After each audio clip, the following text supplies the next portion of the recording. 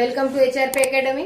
आज की वीडियो में हम लास्ट टाइम जो एक्सरसाइज 2.4 हमारा चल रहा था उसी को कंटिन्यू करेंगे from question 6 to 10।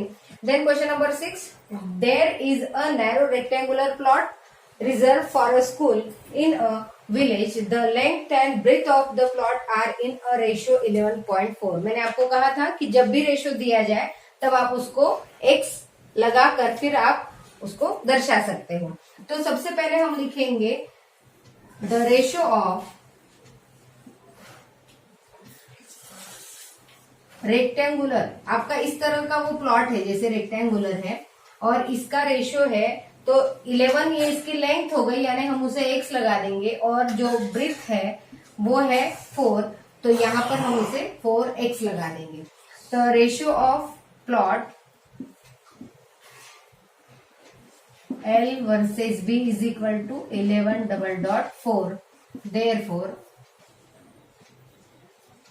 length is equal to 11x and breadth is equal to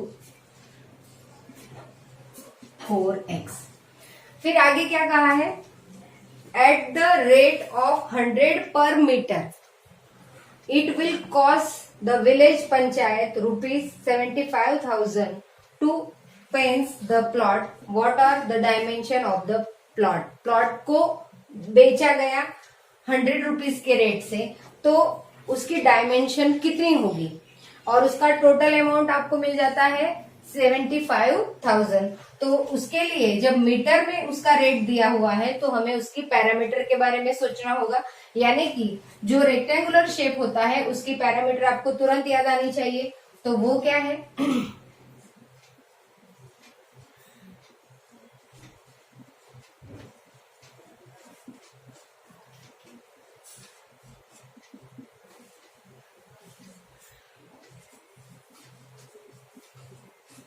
2 into bracket L plus B, ये उसका फॉर्मूला है। अब उसमें हम मेजरमेंट रखेंगे 2 इंटू ब्रैकेट L आपकी हो गई 11x एंड ब्रीथ आपकी हो गई 4x, तो वो आपका जवाब आ जाता है 2 इंटू 15x यानी कि 30x। ये हो गई आपकी पैरामीटर। अब इसमें थोड़ा सा आपको ये मेंशन कराती हूं कि देन 100 पर मीटर रेट दिया हुआ है, पर मीटर उसका क्या है? रेट है, यानी कि हम डायरेक्ट इक्वेशन बना के लिख सकते हैं 100 into parameter is equal to उसका सेलिंग प्राइस कितना था वो लिख लेते हैं हम, total price is equal to 75,000, तो वही यहाँ इक्वल में आ जाएगा 75,000 रुपीज।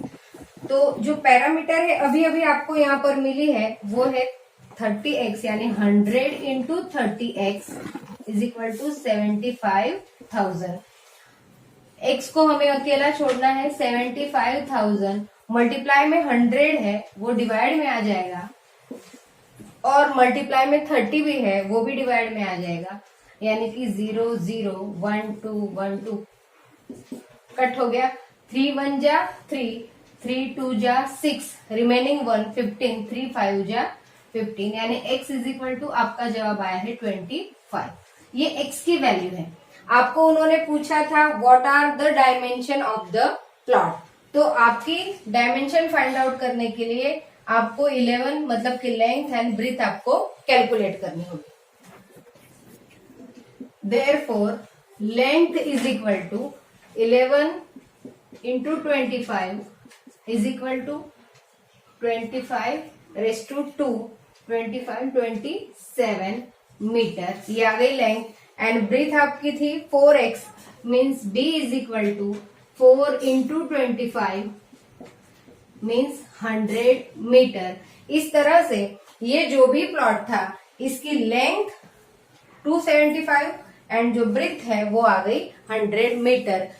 इस तरह से जवाब। Next question Number 7, Hussein buy 2 kind of cloth material for school uniform, shirt material and trouser material.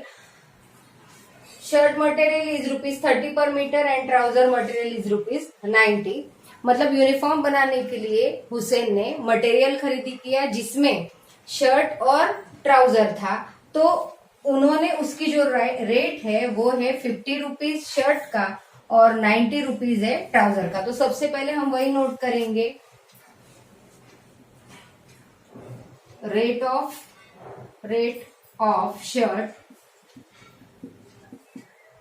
Is equal to 50 rupees per metre and rate of trouser is equal to 90 rupees per metre. अब वो खरीदने के लिए उन्होंने जब गए तो जरूरी नहीं कि दोनों इक्वल खरीदा, तो उन्होंने एक रेशो में खरीदा। जैसे 3 मीटर उन्होंने एक शर्ट के लिए लिया और 2 मीटर एक ट्राउजर के लिए लिया, मतलब रेशो हो गया उसका, ratio of shirt and trouser is equal to वो क्या हो गया 3/2। इस तरह से एक सेट तैयार होगा 3 मीटर एंड 2 मीटर खरीदने के बाद। He sell the material by 12% and 10% profit, total sale rupees 36,600। How much trouser material did he buy, उन्होंने ट्राउजर के लिए कितना मटेरियल परचेज किया वो आपको बताना है। तो अब मैंने आपको पहले ही कहा था कि जब भी आप रेशो लेते हो तो उस वक्त आपको उसके साथ x लगाना होता है, यानी कि इस पर से हम ये कह सकते हैं कि जो शर्ट मटेरियल है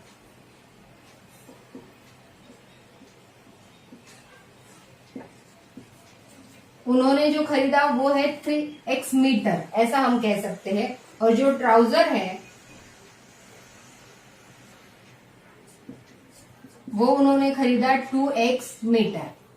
अब ये उनकी परचेज प्राइस हो गई, इस रेट से उन्होंने मतलब खरीदा, पर ये पर हो गया और इसमें हमें purchase price of shirt is equal to, उन्होंने एक शर्ट खरीदा था 50 रुपए में, तो ऐसे टोटल कितने मटेरियल परचेस हुआ है 3x, यानी कि हम लिखेंगे 50 इंटू 3x, तो वो आ जाता है आपका 150x रुपीज। इतना टोटल उन्हें खर्च लगा है जब उन्होंने पूरा शर्ट का मटेरियल खरीदा तब। उसी तरह से purchase price of trouser is equal to, उसका रेट कितना था 90 रुपीज और उन्होंने कितने खरीदे थे 2x मीटर, तो वो हो गया 180x रुपीज। इतना उनका परचेस का खर्चा हो गया। Profit is equal to 10% and 12%। Therefore trouser पर मिलने वाला जो प्रॉफिट है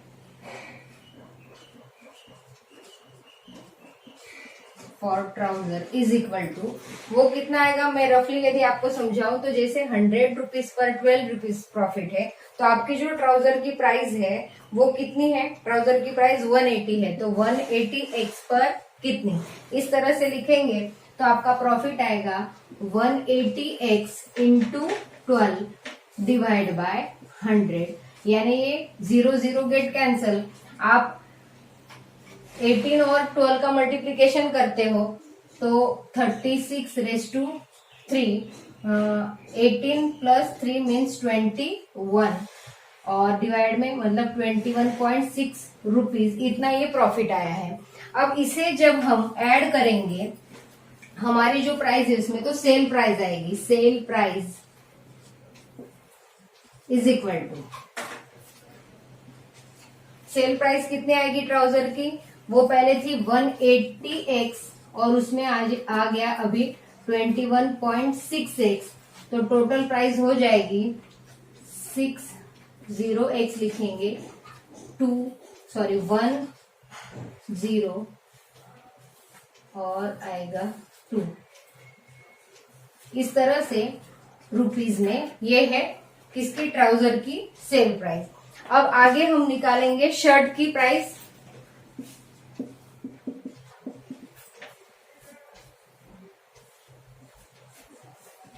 शर्ट की जो प्रॉफिट है,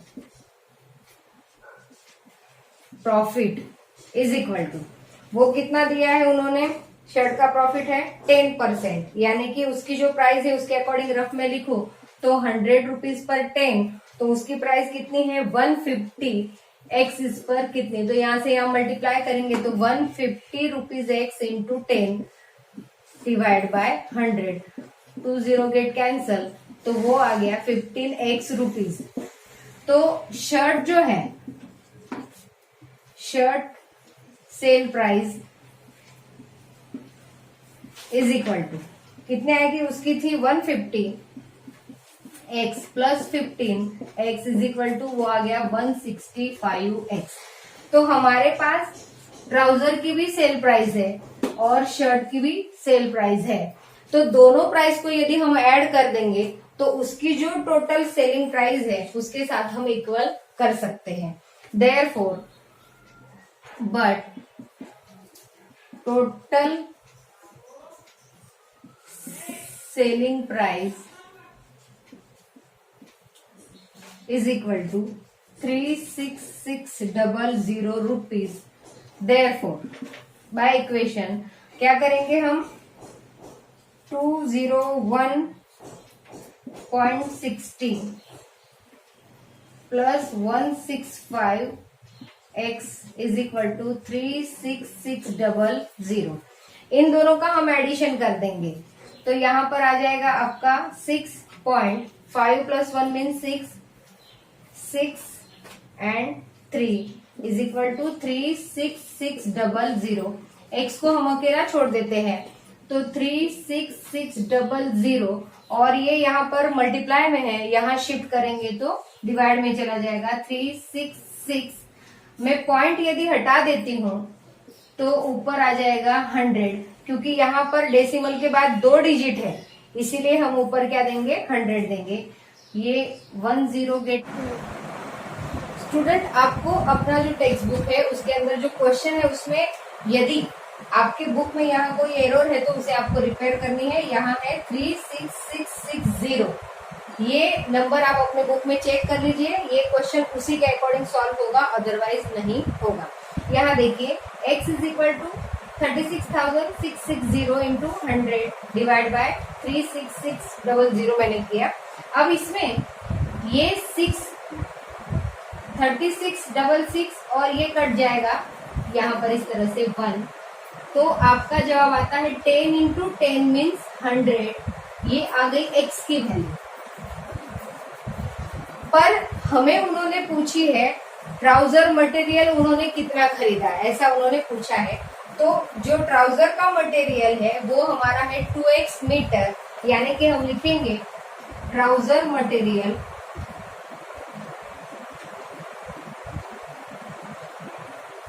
is equal to 2x metre means 2 into 100, तो आपका जवाब आता है 200 मीटर ट्राउजर का मटेरियल इन्होंने खरीदा। इस तरह से बहुत बार किताबों में प्रिंट मिस्टेक आ जाती है, तो उसे आप रिपेयर करके ही सॉल्व करें ताकि आपका जवाब बिल्कुल सही ढंग से आएगा। Then next question number 8, half of a herd of deer are grazing in the field and 3/4 of the remaining are playing nearby. The rest 9 are drinking water from the pond. Find the number of deer in the herd.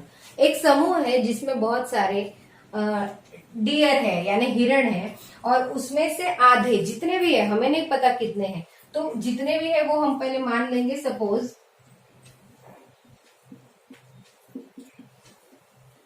In a herd x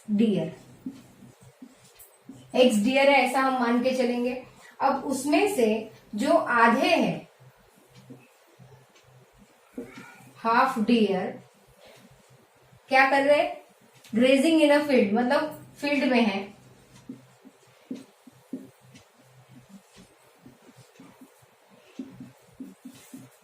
मतलब equal to कितने, तो x/2, आधे मतलब जो total है उसका हम क्या कर देंगे, हाफ कर देंगे। अब जो बचे हैं तो आधे यदि फील्ड में है तो आधे मतलब फिर से x/2 बचेंगे, एंड 3/4 ऑफ द रिमेनिंग, जितने भी बचे उसका 3/4 प्लेन।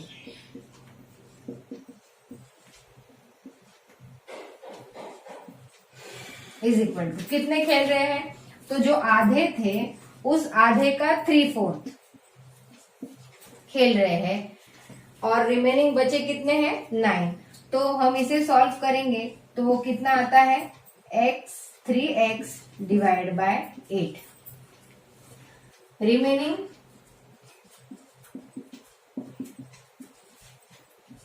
Is equal to 9। तो इक्वेशन किस तरह का बनेगा x/2 plus 3x by 8 plus 9 is equal to x। अब इसे जब हम सॉल्व करेंगे तो एलसीएम आपको लेना होगा, वो हो जाएगा आपका 8। यहां पर 8 होने के लिए आपको 4 से मल्टीप्लाई करना होगा, यानी कि 4x प्लस 3x प्लस यहां पर भी आपको 8 से मल्टीप्लाई करना होगा, यानी कि 72 इज इक्वल टू x। अब ये डिवाइड का x जब शिफ्ट करेंगे तो मल्टीप्लाई में चला जाएगा। 4 plus 3 means 7x plus 72 is equal to 8x, then 7x minus 8x is equal to minus 72। अब ये प्लस में था, शिफ्ट किया तो वो माइनस हो गया। इन चीजों का आपको ध्यान रखना है। Minus x is equal to minus 72। अब दोनों तरफ माइनस साइन है, गेट कैंसल, तो आपका जवाब आ जाता है x इज इक्वल टू 72। यानी कि ये टोटल जो हर्ट था उसमें कितने डियर थे 72 deer are in a herd. इस तरह से ये आपका question. Next question number 9, a grandfather is 10 time older than his granddaughter. Means granddaughter की कंपैरिजन में जो उसके ग्रैंडफादर है वो 10 टाइम ओल्डर है। मीन्स सबसे पहले हमें डिसाइड करना होगा कि ग्रैंड डॉटर की एज कितनी है। तो suppose age of granddaughter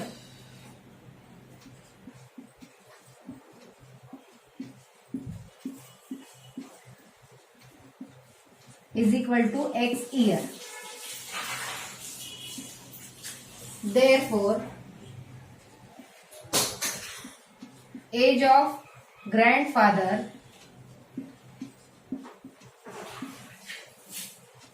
is equal to 10 time means 10x year. Then next condition क्या दी है? He is also 54 year older than her. उनसे वो 54 ईयर ओल्ड है। मीन्स उनकी एज यदि आज 10x है तो वो उससे 54 ईयर ओल्ड है। यानी 10x is equal to x plus 54, ये बन जाता है हमारा इक्वेशन। अब इसे सॉल्व करेंगे तो माइनस x यहाँ आ जाएगा और 54 as usual means 9x is equal to 54। x अकेला छोड़ देंगे, 54 डिवाइड बाय 9 मीन्स 9 6 जा 54। तो जो डॉटर है उसकी एज आ जाती है is equal to 6 year and grandfather